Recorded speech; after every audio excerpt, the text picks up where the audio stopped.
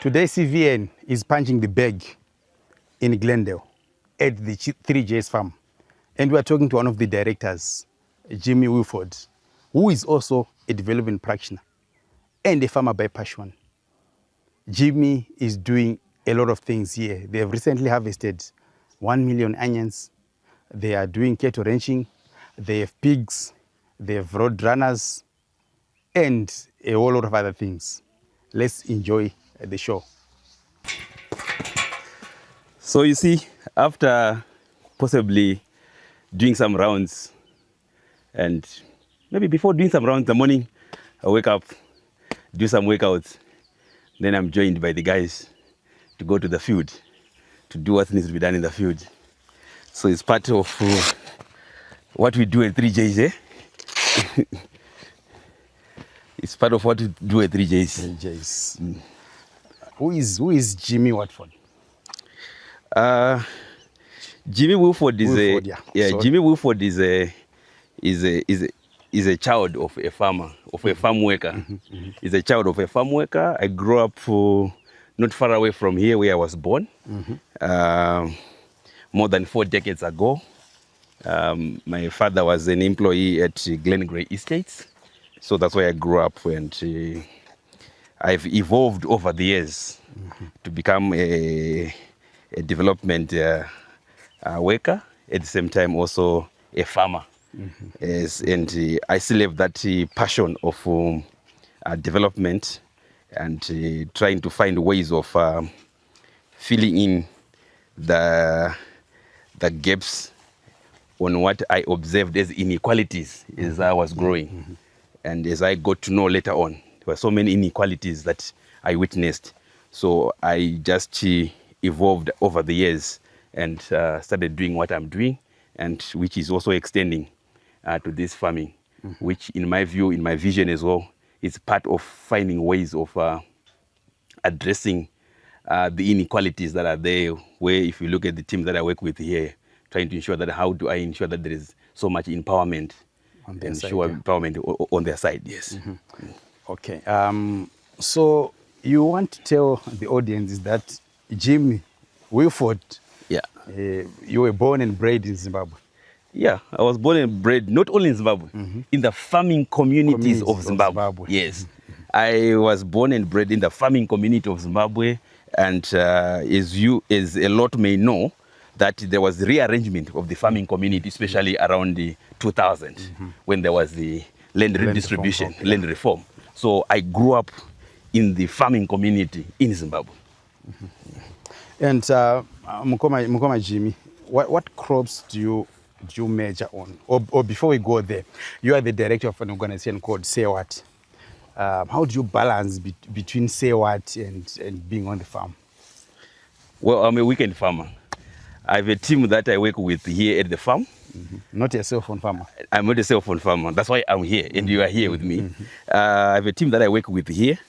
At the same time, I have a team that I work with at Wford. And the team do have expertise in their respective areas. So my philosophy is that let's a person with expertise do what is supposed to be done. All I do is to agree on what needs to be done, and I've got my own ways of monitoring what needs to be done.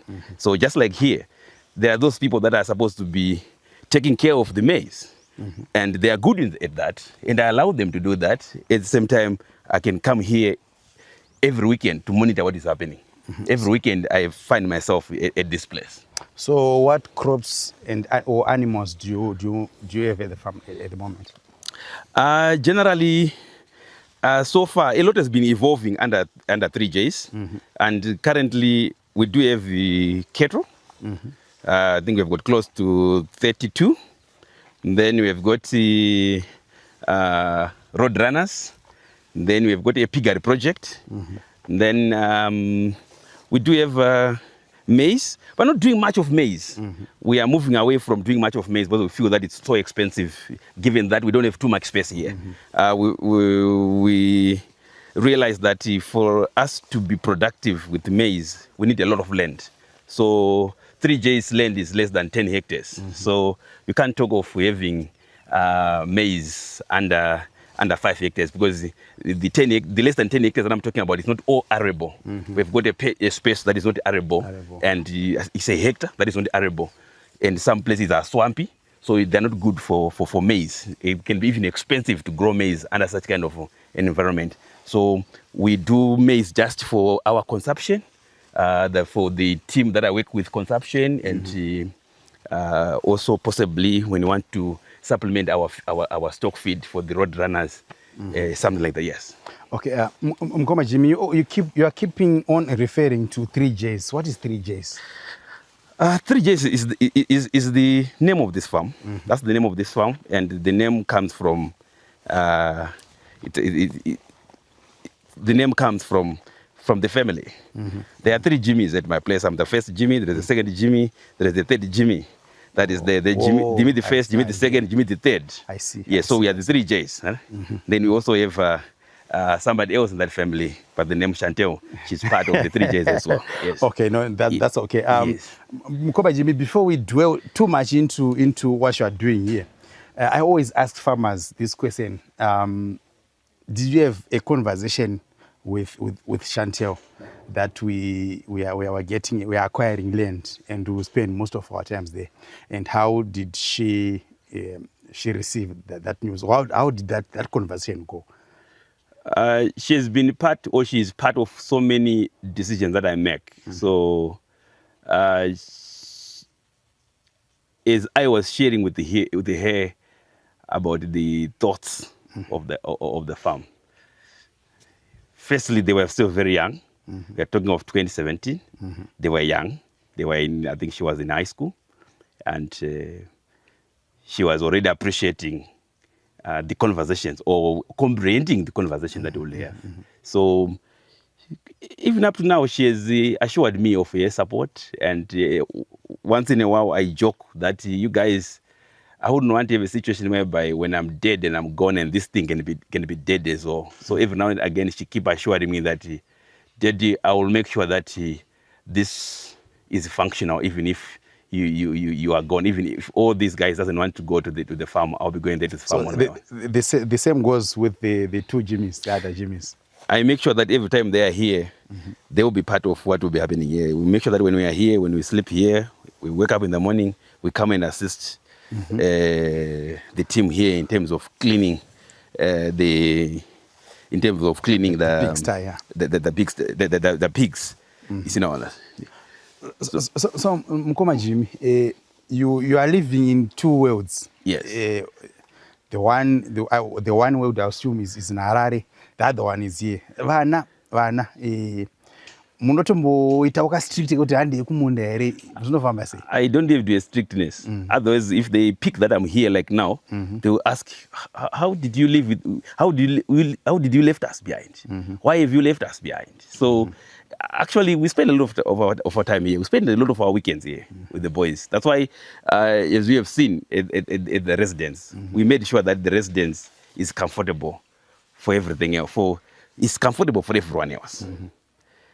When they are done working, they're doing everything else, we go there, relax, sit, watch TV, do other things. They connect with their friends out there. I've seen them sending videos that they have taken from here. Sometimes their friends will be asking me, trying to confirm, oh yeah, that Jimmy was cleaning the pig. Is it true? Yeah. Is it? Then I might be having my phone close by. I'll simply show the evidence. Oh yeah, this is the evidence. He was cleaning. Meaning that you would have shared with the friends, but the friends will simply say, no, you're lying to us. Mkoma Jimmy, I know you have helpers that help you with different aspects of work here, including the one who has the cows. So when the boys are here, the 2 Jimmys, yes, do you allow them to go out with and head the cattle for the day? I allow them to do that. They've got the freedom to do anything here. Sometimes I might come here with some friends, we'll be having our drinks, etc. They'll be busy with other things. Then they'll go back and sleep and rest. They'll come. I think I've got videos of them cleaning this pig house, and something that is not new to them when it comes to the field. Yes, they might not go and do the tillages, etc. But what I can simply say with confidence is that they've got an appreciation of what is happening here. 1, 2. They also get an appreciation of my desire, the desire, I think there is a shared vision about 3Js, what 3Js is supposed to achieve. Remember, under 3Js, we have got 3Js car wash, we've got 3Js this farm, etc. They have an appreciation of what needs to be done, and we are always traveling together, and we'll be having those conversations. We'll be having those conversations, and they also communicate with the people that are running these projects. They've got that rapport, that relationship, to the extent that it's not something out of this world when they can pick a phone and call somebody who is maybe at the car wash or who is here, that we want so and so, oh, you're coming there, we want to pick this and that. You know, oh, we are coming there, we are coming to drop this and that. Jimmy the second can now drive, so we can just pick some things for him. You know, my guy, go to the farm and go and drop these things here. When I'm here, the guys might want something here, somewhere else, maybe in Glendale. Jimmy, can we go to Glendale? Then he goes with them, then come back, something like that. So we are now at 3J's peak production. As we told the place, Koma Jimmy, can you tell us what motivated you to start the peak project? No, basically, the idea was, and the idea is to find ways of optimally utilizing the land that we have. And having realized that we can't be doing cash crops or those other crops like maize, wheat, soybeans, etc. Remember, we are talking of land that is less than 10 hectares. So the thoughts were around how can we come up with the projects that can give us some returns, at the same time being viable with the land that we have. So part of the thoughts, we came up with the idea, no, let's do piggery, let's do fish, let's do road runners, and we can just keep a bit of cattle so that we can have a balance. So that was the idea, that we can utilize the small land that we have. You know, we can see the land that is occupied by these pig stalls, and it's not much. It's not much land. So this is a project that is ongoing. Very soon we are going to construct another pig stall somewhere close by there. So we are targeting to have more like a 10-hour unit that we want to have, and manage it like that in terms of what we want to achieve as 3Js. But people often say that pigs are capital intensive, or the pig project itself is capital intensive. How did you find it when you started this? In addition to that, every farming is capital expensive. It's capitally intensive farming. Farming generally, Kurima asma fanis. Kurima, it's expensive. It's a kids game. It's not a kids game. It's very, very expensive. So we were prepared for that. I remember the first advice that I got from a friend when I reached out to him that we want to start the pig project. What should he do? He said, go and buy feed, buy feed, buy feed, buy feed, and buy more feed. Then from there you can start. Indeed, there is a whole lot of consumption that takes place when it comes to these pigs. So we try to balance with what we have here. So when the push comes off, when it becomes very difficult, we just take one cow and sell it and buy feed. Yes, and for instance, for them we can also sell them. Right now, some are on the edge of being slaughtered. So we just slaughter some of them. We slaughter the porkers, we sell them, then we reinvest the money into the feed. So we make sure that when we sell, those that we sell it to, they pay us, and we are able to give feed, to buy feed for the year. But I must kupindere muomwe menyu mkoma Jimmy. Now that you have so many pigs, I must pana pamuro pinda muomwe menyu muchi support this project, or is there is now self. It's not yet there. We are not yet self-sustaining this particular the whole project. Remember, this project is ongoing. I may say that this project led me to enroll for a master's in business administration at the University of Zimbabwe 2 years ago. I'm going to graduate this year in August. I just completed my dissertation and I'm done with that. So The whole idea I had was to understand the business dynamics. Remember, a development practitioner, the way I've been doing things is different from the skills that you are required when you are running a business are different from the skills that are required when you're running a CSO. Though there are some similarities. Yeah. Yes, though there are some similarities. So I really wanted to have that appreciation, and I can tell you that we are far from reaching what I may call the point of equilibrium in terms of a break-even, whereby when you're looking at the investment that has been done at 3Js since 2017 up to now, we are yet to get the returns on the investment. But with the skills that I gained at the University of Zimbabwe under the MBA, I think in the next 2 or so years, we are going to come up with a model that will result in us in 3J's farming arm self-sustaining itself. Self-sustaining, actually. Self-sustaining, so that we calculate the minimum number of pigs that we must have to ensure that we are able to sell and get the returns.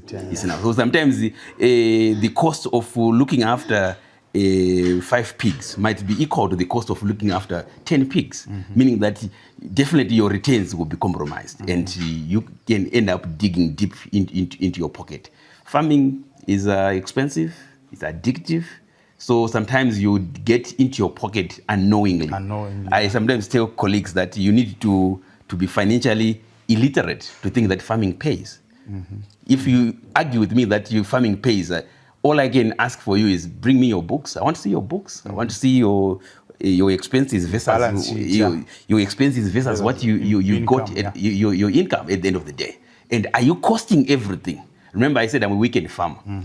When I'm driving from Harare coming here, it's a fuel expense which I need to expense the farm. The farm must capture that as an expense, and I may also need to be paid from the input that I'm making, the intellectual input that I'm putting on the farm. But I'm not yet getting any payment out of that. So I'm trying for now to find ways on how can we ensure that we sustain the project, whereby we are able to at least buy feed from the income that we are getting from the farm, from the diversity of it. Like I said, in the event that we don't have money for feed, we can just go and sell a cow.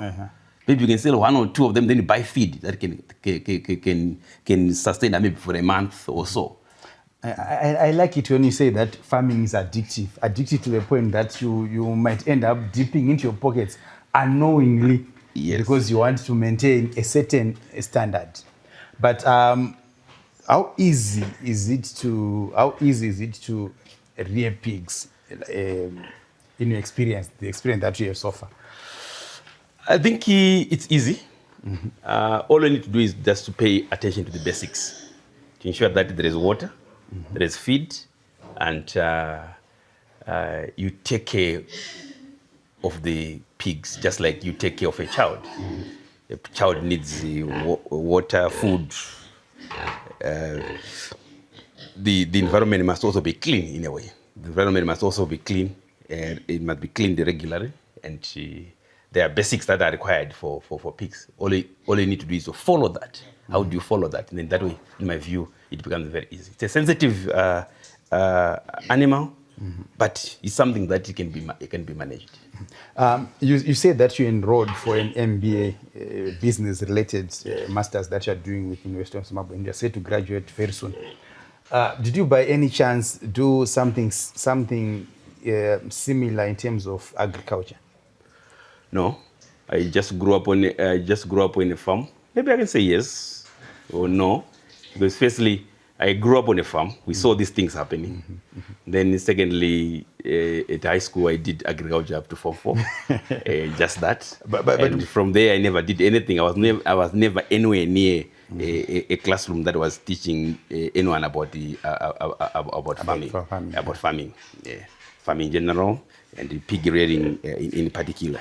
And again, but if you look at it from so many angles, sometimes it's all about just having an appreciation of certain basics. If you've got passion, how now do you ensure that this passion can be realized, and how do you have that realized you may have to even to build a team to appreciate that I may have to build a team that can live my dream, that can live my vision. You don't need to be a footballer for you to own a football team. You just need to have maybe resources, passion for that, and you hire people that are able to interpret your dream, and you be careful in terms of managing your passion, your emotions, not to interfere with those people that have got a know-how. If I'm told by the team that we need feed, I must make sure that I make available the feed instead of just telling them, oh no, what happened to the feed that I bought last week? The feed is finished. You can't expect a person, a human being, to consume feed that is meant for the pigs. Yeah, Mkoma Jimmy, you said that nguruwe dzinodya, and you said in your opening remarks that a friend once told you that when you want to start a pig project, you have to buy feed. Indeed. Feed.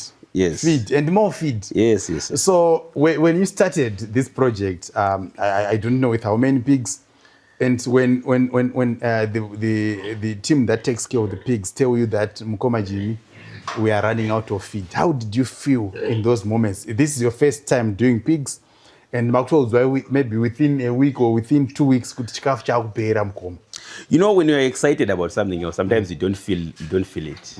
When you're excited about something, we were excited about the piggery project, and when we started, the person that had been helping us made us want not to use straight feed. We were using our homemade feed. Yeah. Before starting the project, the previous season, we planted 2 hectares of sunflowers, and also did 3 hectares of soya beans. Anyway, so the whole idea was to prepare your own feed. Our own feed. And we did prepare our own feed. Only that along the way, when we invited other experts from Pig Industry Board, PIB, they came here, they tested the feed. Not necessarily the feed, they tested the meat to fat ratio of our pigs. Then they realized that our meat had too much fat. And the recommendation was mostly it's that we are using sunflowers that are raw. We were supposed to have extracted the oil from the sunflower and even from the soybeans, to extract the oil from the soybeans, from the sunflower, and then we use those what they call the cakes, the sunflower cakes or the soybean cake, etc. Then mix it with other ingredients, including maize, etc.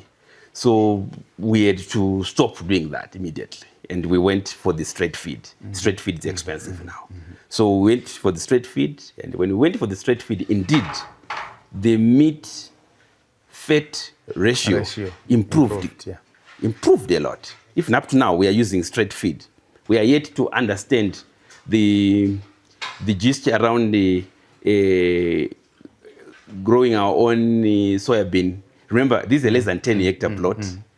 We have to rent land to grow these crops. So at times we are now weighing the options of going to buy it from those that have got and us, and see how best we can be able to balance. So when it came to the issue of feed initially, we were covered. Even though we were feeding our pigs with feed that did too much oil, that resulted in too much fat within the pigs. And Mkoma Jimmy, so you are now selling some porkers there. Yeah. How is the market for pork? The market is good. People are doing braais every now and again. The market is good, and people are buying pork every now and again. And that's what is happening. And in a way, the market is not bad. The strategy that we use, we sell it to our friends, our colleagues. That's ones that we sell to. We use our network, inform our networks that we've got pigs that are ready.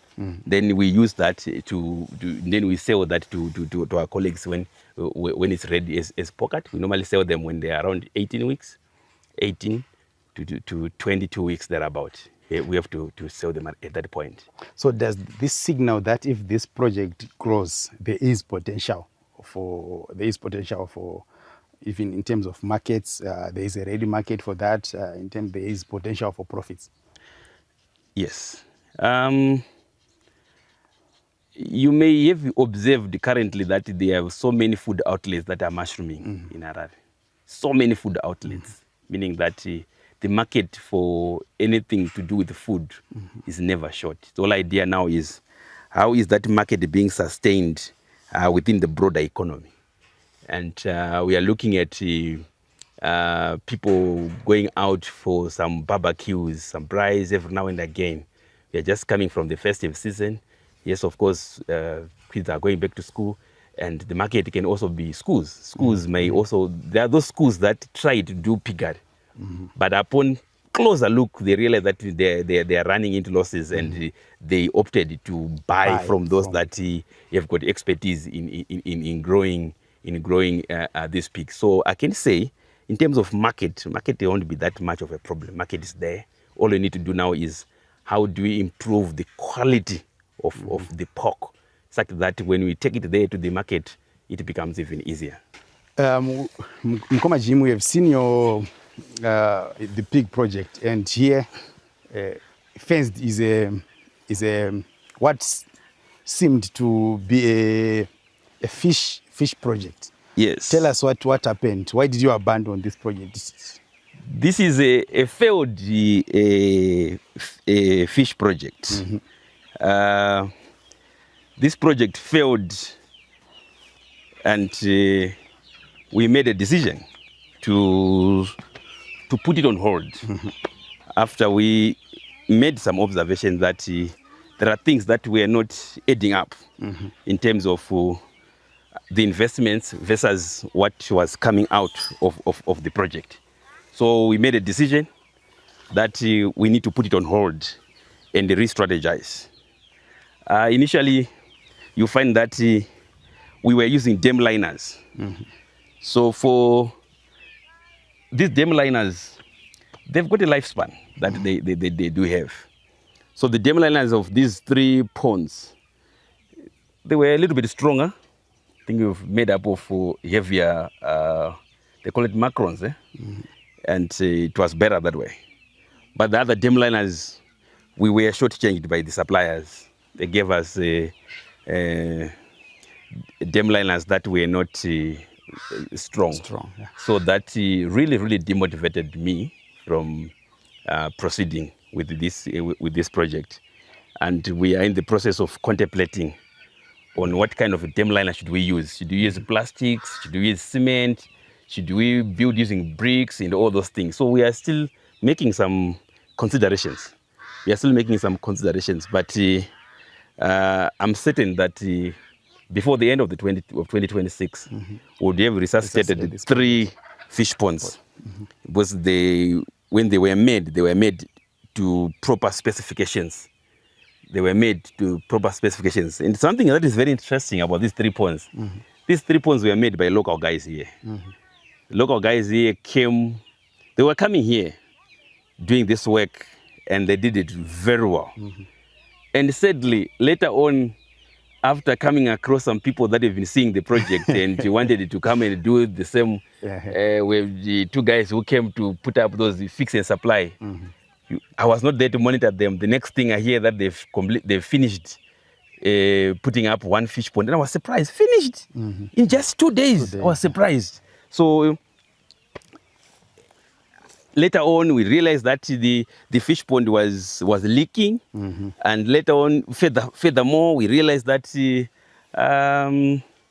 dam liner was turning apart after just one season when it was exposed to the October sun. It was turning apart. So that on its own affected the project, and I was a little bit demotivated. And when I looked at the returns, I thought this is a very complicated project for now. So I would rather put it on hold, then later on resume after taking into consideration a number of factors that we took for granted from the word go. But why is it okay, Mkoma Jimmy, to fail? You say this project failed dismally. Why is it okay for project to fail? A project can fail for so many Reasons, yeah. reasons, and there are so many factors that can result in a project failing. So what may differ is acceptance. Whether we get to a point that we really accept that I failed. Remember, like I said, we do record keeping here at 3Js. We keep records of every expense that we incur.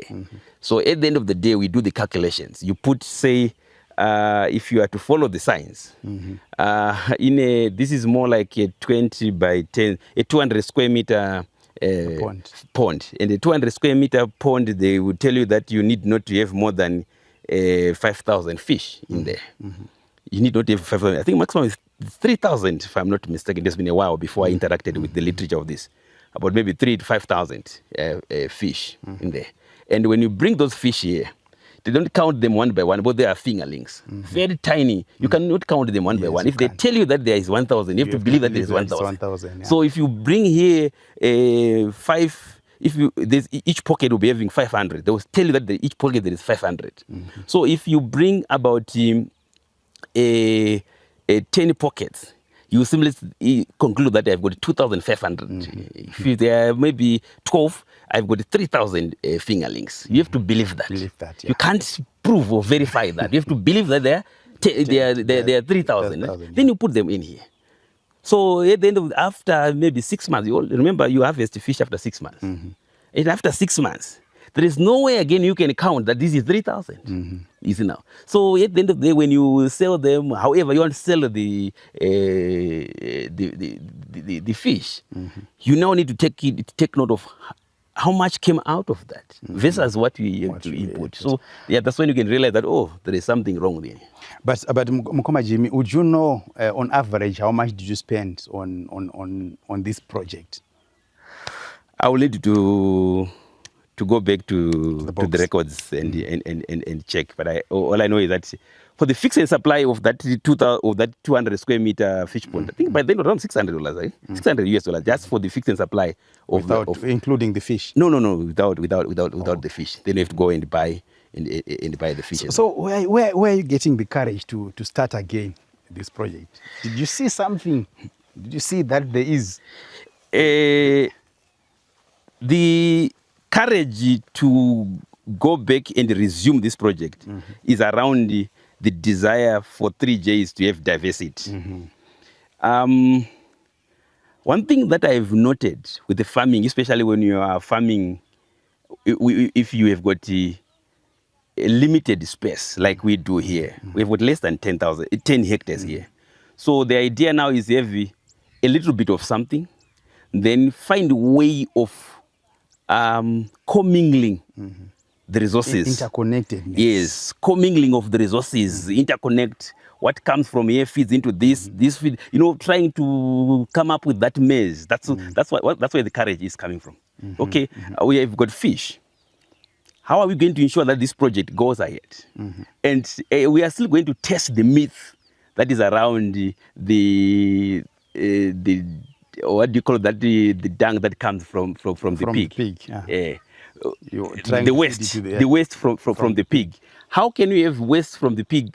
Is it true that the pig waste can be used to feed fish? I'm yet to verify that.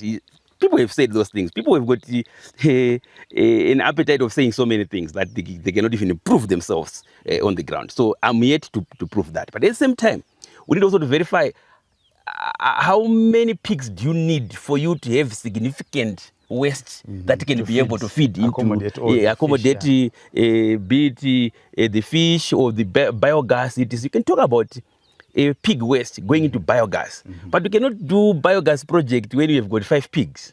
True. Does it really work? It doesn't. So we are looking at it from all those angles. So the whole idea now is, like I said, farming is addictive.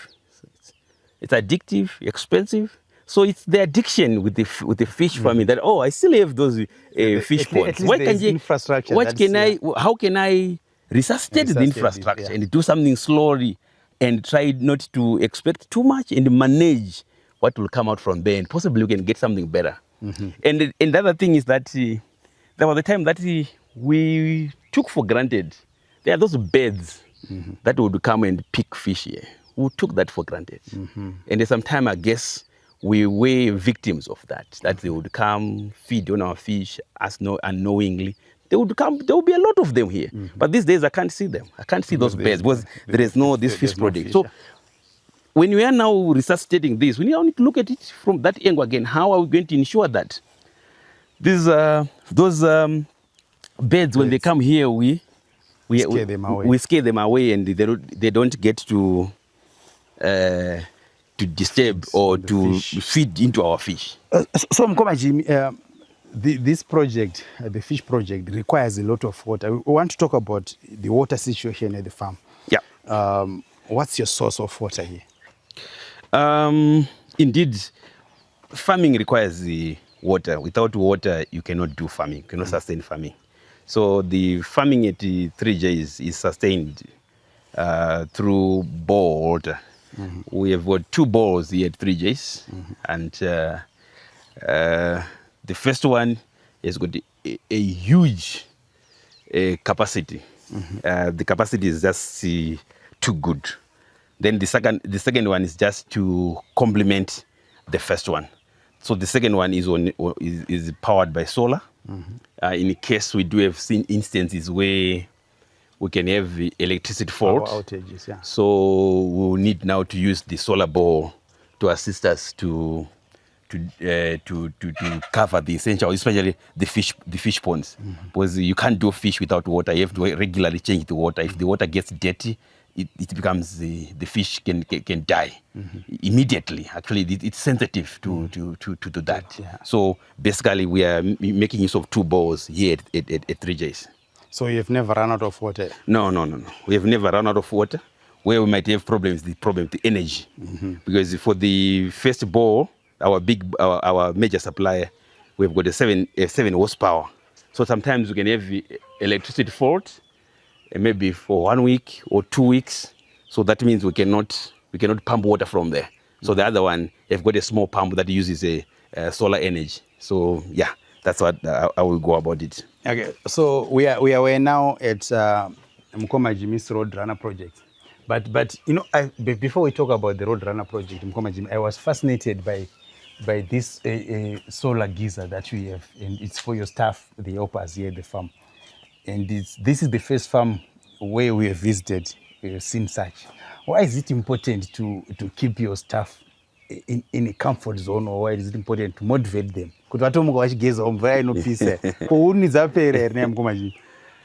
Firstly, you cannot do deforestation. No, I don't promote deforestation. You know. Then secondly, on any project anywhere else in the world, human capital is the major asset. And if you don't take care of the human capital, if you don't appreciate the human capital, that project cannot go far. So that's the philosophy that I use everywhere I am involved. To what extent are we taking care of or appreciating the human capital?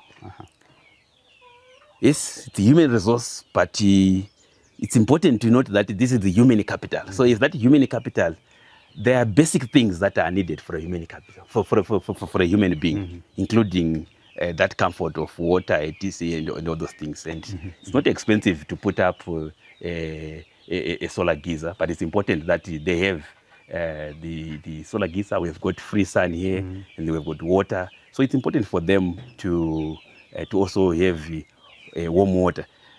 This area is very cold in June, during winter. It's very cold. So they can share this water with other. Yes, it's here within the premises of our supervisor, but this can be shared with other staff members. They can just come here and get some bucket each and go and bath. We feel that at 3Js we value the human capital that we have, so that they are able to give their best without worrying too much about certain things. I don't know in terms of their literacy level, Mkoma Jimmy, but I know for a fact that you at times work from this place, meaning that you have unlimited Wi-Fi. Do they have access to, still on the workers, do they have access to such amenities? They do have access, even if they don't have access to it. I won't finish it myself. So even if they come and access it, no difference is going to be made. There is a fixed amount that I pay at the end of every month. So whether they've used it, whether I'm here or I'm not, it's not. So I make sure that everyone has got access to the password, and they are able to make use of it and do whatever they want to do, communicate with their friends, take videos, and have video calls their friends. It's important. And still on that, Mkoma Jim, how do you manage? Because Wi-Fi can be addictive, Yeah. and people would want to spend most of their time surfing the internet at the expense of why they are here, which is working. How do you balance as a farmer? How do you balance between magunans? Because magunans are basa rinofambe manje. I've significant confidence in the team that they are a responsible team. They are a responsible team, and there are clear deliverables that are there. And so far, I've not come across incidences whereby deliverables are not being met or targets are not being met, and assuming that they are spending much time surfing. Currently I've got a responsible team that would know what they want to do and which task is supposed to be completed. So even if I find them seated on their phones, etc., I don't ask them, but I know that they would have done what is supposed to be done.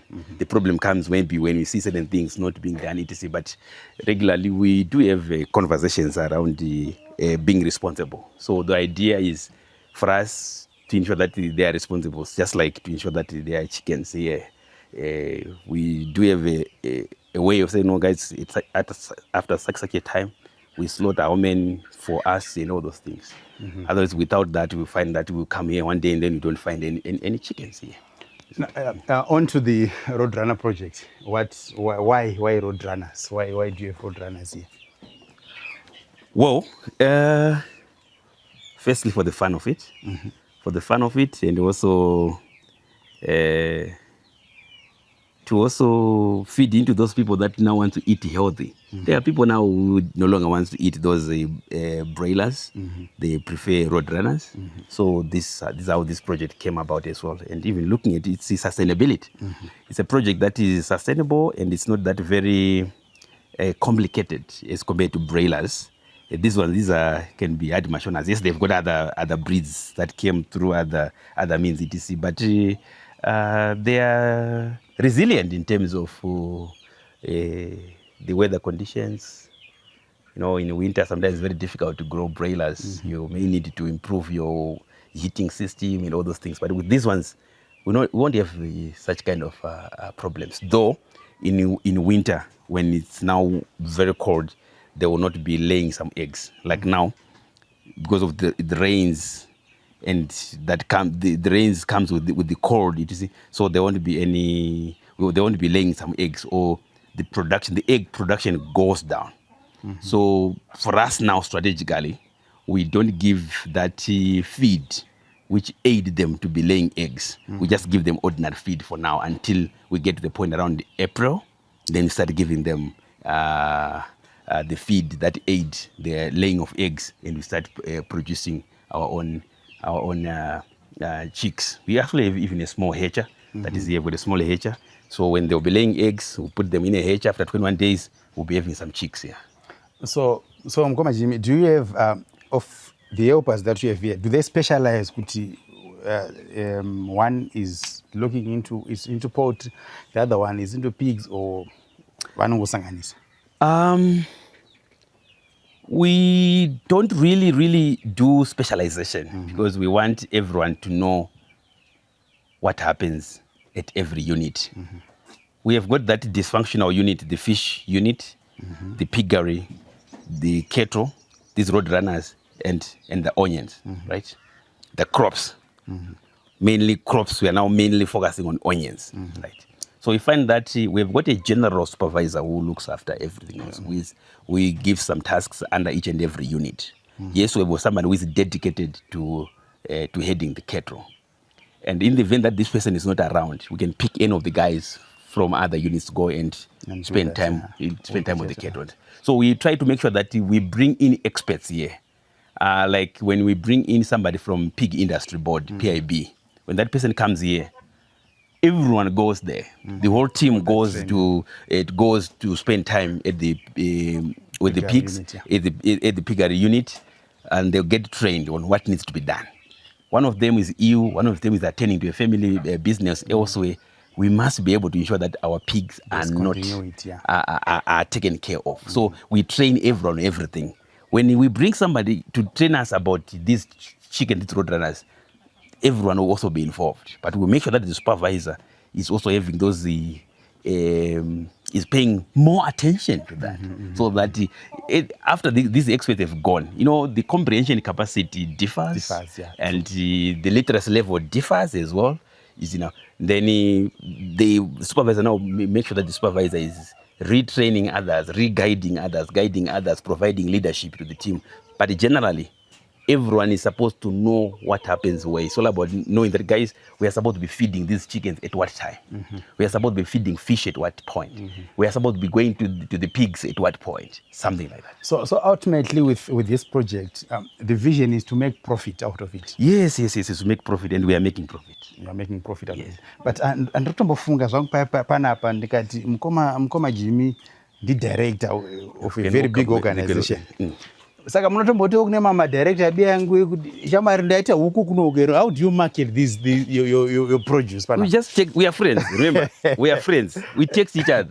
Then when we text each other, they can just say, "Oh, Jimmy, do you have this? I've got a function at home. Can you be able to supply me with the chickens? I've got a friend who came to pick 20 chickens towards Christmas. Actually, on the 23rd of December, came here to pick 20 chickens. These road runners, 20 of them. So 20 of them, we sold one at $80. So we are looking that's good, man. Yes, we are looking at, yes. So he came, right? Because he wanted that. So these ones, again, they were hatched by these mothers. They gave, after laying the eggs, put them in a hatcher. So the hatcher that you are referring to, is it being powered by the solar here? Yes, part of these solar panels. These solar panels is... Oh, there's a solar panel on top of this roof. Yes. So these solar panels, that's where we are drawing the energy for the ball and the hatcher. So we are using this solar panel. So with the time, we're also going to increase. Maybe you might have another layer here of these solar panels, other layers there. We are still consulting with those ones that assist us in this particular section. So the hatcher can accommodate about 547 eggs. So it's powered by this. So after every 21 days, when there are eggs, we'll be getting some chicks. So do you keep stock? You are the director of 3Js. Do you keep stock? Do you know what at this particular point we have so many chickens, or it's the supervisors? Or these are supervisors. Firstly, I'm not the director of 3Js. I'm part of 3Js. I'm part of the directors of 3Js. The other 3Js. You're one of the directors. I'm one of the directors. I only have 20% shares in 3Js. I only have 20% shares in 3Js. Others also have 20% each, because we have 5 of us in this project. I have access to the records. Can also come and verify. We've got a way of coming to verify. We've got access to the records. Remember, we designed these tools. So you come and check in terms of whether these tools, firstly, are they being completed as we would have agreed? That's one. Two, how then can I also verify the counting? One day we can say, today we want to count our chicks. Our chicks. For instance, after every batch that has been taken into the hatcher, we will know how many eggs got into the hatcher. What was the success rate? Our success rate has been around 65 to 80%, our success rate. So we'll be keeping record of what came out. Then we'll have a summation of that. Then when you come to check on the record and the verification, it must tally. If there is a counting error, it must not be more than 5 or more than 10 or things like that. So we verify how those things are done. And also, when there are any... there is a term that is used in, not death, there is a term that is used in farming. If there is mortality, any mortality that would have happened to the birds, or be it birds, be it pigs, be it cattle, with the way that we communicate. And it must not be communicated at a point where somebody is verifying something. That, oh, I forgot to mention that during that period, there is, no. There should be that communication immediately after that has happened. You are supposed to communicate. We've got Wi-Fi here. What has stopped you from sending a message or a voice note? If you didn't have data, we cannot talk about data. If you didn't have airtime, it's replaced by the internet. The question is, how are you going to communicate that we make sure that our supervisor has got a functional phone. We made available that functional phone with our supervisor. So can send a voice note. If my phone is unavailable for other reasons, you have to send a voice note or a message that kwafa ukungani kuno kwafa mombe, or take a picture and send us. We not tell us that kwafa mombe, it's not tumera picture. So we see that there are so many middle-aged ones here. Atakawanda singaiti. It's munozitengesa here kana kuti they are for breeding purposes. We don't. We can sell it to someone who wants to go and breed somewhere. We can have a conversation that, oh, now this is 6 weeks, or this is 8 weeks. How much can you sell it 8 weeks? Normally, when it's about 1 week to 2 weeks, we can give you $2 each. $2 each. After that, it might be very difficult to sell it to you, but we can have a conversation around that. But for now, if you are selling for meat, we sell these big ones for meat. Even the one that we have slaughtered today for meat, we slaughter from this lot. For this one now, for breeding, this will be by April. This will be now our breeding stock. By April, this is our breeding stock, and this one also be coming up. This one will be coming up. There should be some in here as well. These ones were the last to be hatched. Then they will be coming in to get there. So the issue is not coming up with the fancy infrastructures, but to make sure that we do something that can make these chickens comfortable. Oh, by the way, these are our oranges. But this the chicken project seems to be. I think it's a very successful project. Yeah, it is. It is very successful. It's encouraging. It's very encouraging. And you can see the progression from one stage to the other. You can see it very easily. And you can see the progression from one stage to other without any. You started with how many beds? We bought 100 beds from Daramombe. We bought 100 beds. Out of the 100 beds, they were about 1 week. And when we got here, we later discovered that out of the 100 beds, there were 58 were hens. Then the rest, cocks. 42, they were cocks. So here we've got a ratio of 1:7. We use one cock for 7 hens. So our supervisors have got that clear instruction that at any given time, we start monitoring. Like at this stage, we need to check how many are hens, how many are cocks. We separate them. We grow the cocks, we grow them with the clear intention of selling them out immediately. If somebody comes here wanting to buy some road runners, the first ones we get out are the cocks. But until the point that we've reached the ratio that we want, after that now we can even sell the hens, but we first remove the cock so that the cock hen ratio must be very maintained. Yes. So is this project now self-sufficient? It is. And at some point, this can also assist other projects in that you, after selling, say, I've sold those 20 beds. 20 beds. That money you use it and buy feed for the pigs. Yes.